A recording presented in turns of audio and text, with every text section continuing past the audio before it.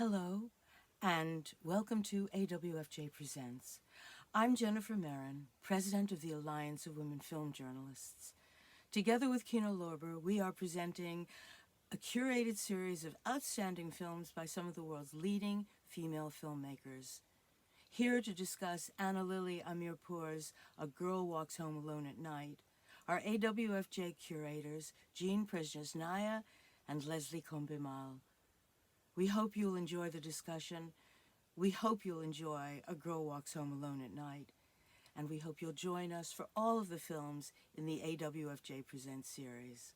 Thanks for being with us now. And take it away, ladies.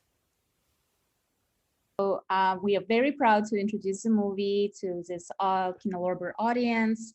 Ana Lily Amirpour, she's English-born Iranian-American film director. She's been making horror since she was 12 years old. She's really grew up on American pop culture, just like I am, so I really find it interesting.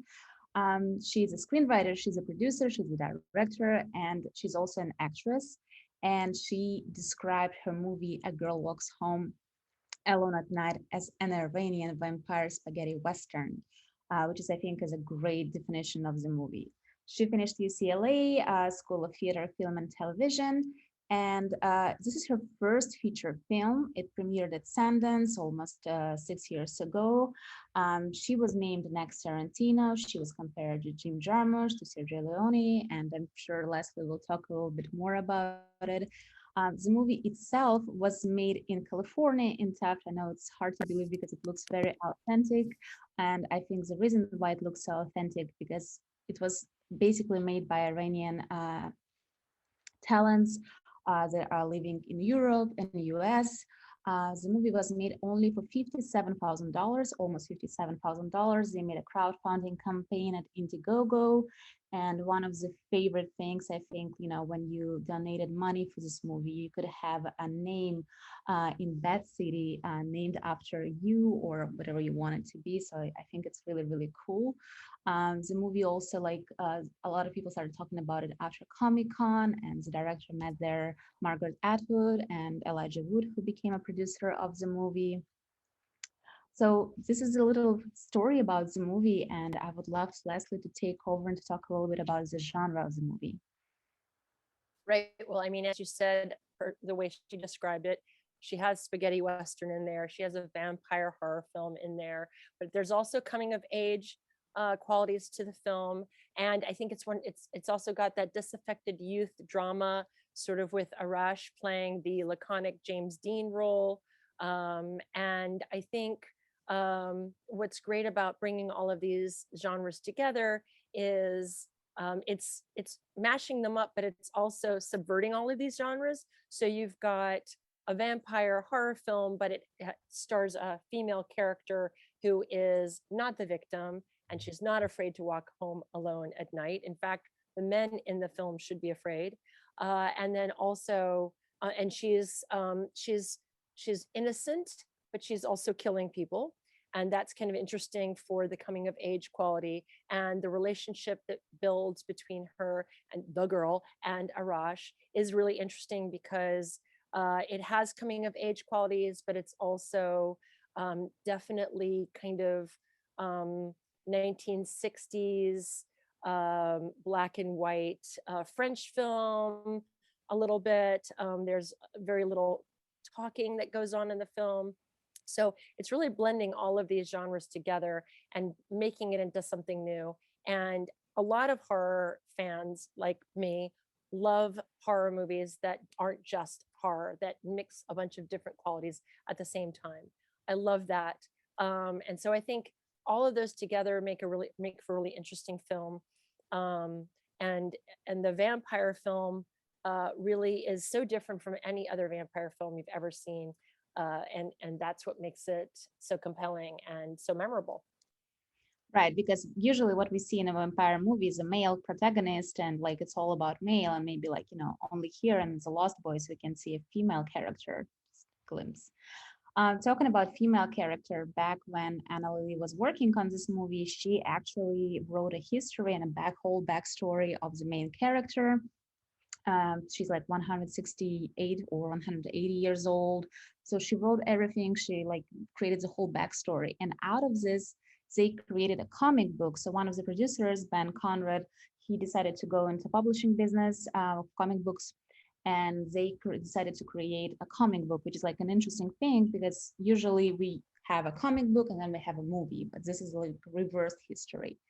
And if you look into this movie, if you look at some characters, there are a lot of pop culture references, a lot of comic book references. So the main character, she is wearing a chandor that maybe makes her look like a Batman in a way, a Stingray, like she's a superhero and an interesting superhero. And, if you look at her shirt, it's such a like, direct kind of, remark and note to the Madonna's video of Papa Down Bridge. She's a superhero in many ways. And I feel like, that's why it's kind of interesting how everything came up from Comic-Con up to comic book and, for the movie. So, and even if we look at the city, like, we mentioned that city is basically a sin city of Frank Miller. So there are a lot of interesting kind of references that you may want to look into next time you watch this movie. And also because, when you're talking about Frank Miller, what I love about it is black and white. And when you look at Frank Miller's work, whether there's actually a Batman episode, the animated series that's inspired by Frank Miller's work, that's in black and white. And then when you look at his designs and his the way that he does his pages, there are a lot of very dramatic poses, but very highlight, very sharp contrasts of black and white. And you get a lot of that in this film. You get a lot of moments where she's in the distance and it's a long shot and you see her smaller. And then there are close-ups of her. And there are moments where time, she plays with time a little bit, the filmmaker, I think. And that makes you feel even more so that it's a little bit like a comic book, or actually feels like a moving comic book, which is wonderful. And in doing it in black and white, it's all the more referencing Frank Miller's work. It's very true. And I feel like we wanted to talk also like a little bit about the whole kind of theme of the movie, because the director mentioned a couple of times that for her it's a movie about isolation, about this desire every human being wants to have someone who will understand him, to have this meaningful connection. Do you want to talk a little bit more about it? Well, I think that is one aspect of it, and she talks about it. But I think what is also interesting is she's a vigilante. So some of the themes around it are, and you bring up the chador, that was traditionally worn as a funereal shawl, and so she's got this quality of, she's Batman. She's deciding who she's going to kill. She's flipping the message from it being women are afraid when they're walking home at night to men being afraid. And then that gets us into the fact that many people feel it's a feminist film, even though the filmmaker does not cop to it. It's impossible to make a film with a strong female lead of this type of character, and not have it be about, subverting what we're used to seeing in film. And so you can talk about feminist rage, the fact that we're sick to death of not being able to walk home without worrying about looking over our shoulder, and about the number of characters that are dealing with being abused, and that she stands for them. But then also the way that she is filmed, the fact that when you have a vampire film, like with Hammer Horror, you've got a male vampire and the female victim, and it's very sexualized. She's got the early 1970s hair and the matte lip line, the lipstick that's like Christian Dior from back then, and wearing that negligee. So it's all very sexualized on the part of the woman, and then she's in thrall, and he comes in and there's this very like sexual thing of him biting her neck, kind of suggesting sex. And here we have this girl, when she is biting, she does that thing where she's imitating when the woman, the sex worker, is sucking that guy's finger. She does that, and then she bites the finger off, sort of like suggesting castration. And then every time she's ever actually killing a character or biting them, she takes over the whole frame. So she is taking over the you don't even see the character. So it's so very unlike any of the Hammer horror films where the man is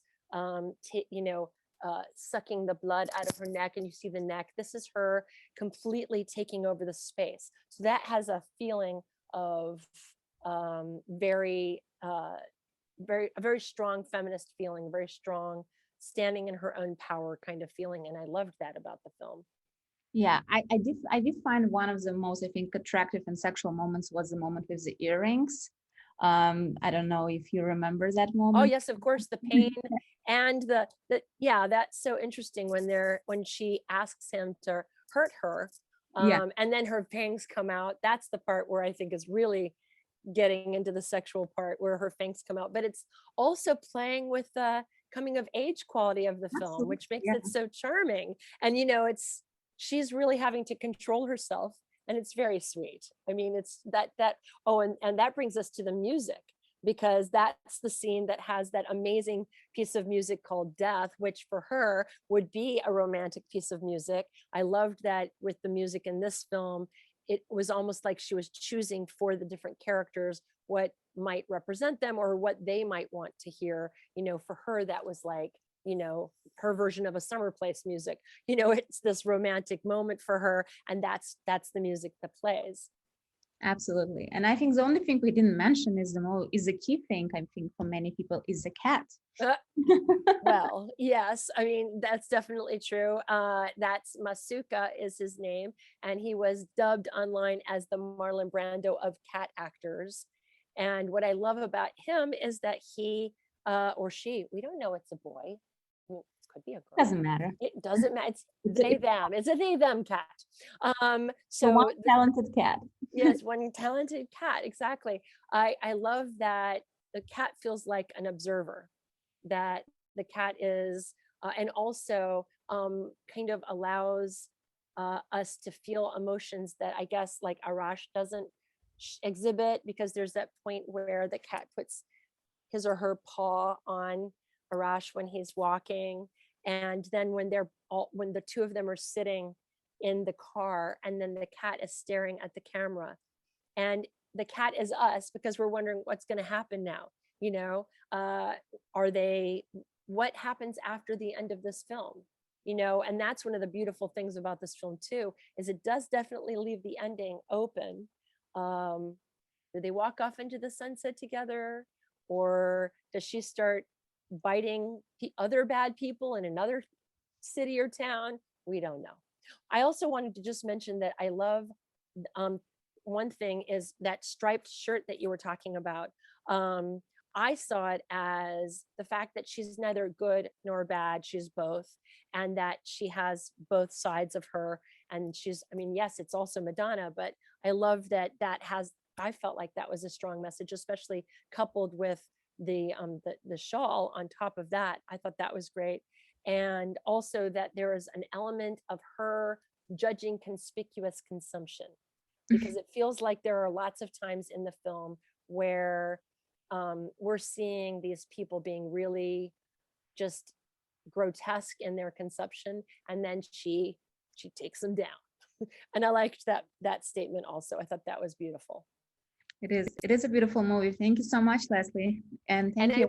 I wanted to say to everybody out there that if you enjoyed watching this movie and thank you for listening to us, by the way. If you liked listening to us and watching the movie, we have other AWFJ Presents films. Please go watch them, and then we'll have other folks talking about them. And we really appreciate your support of the Alliance of Women Film Journalists and your support of our partnership with Kino Lorber, because we love them. So thanks so much. Thank you.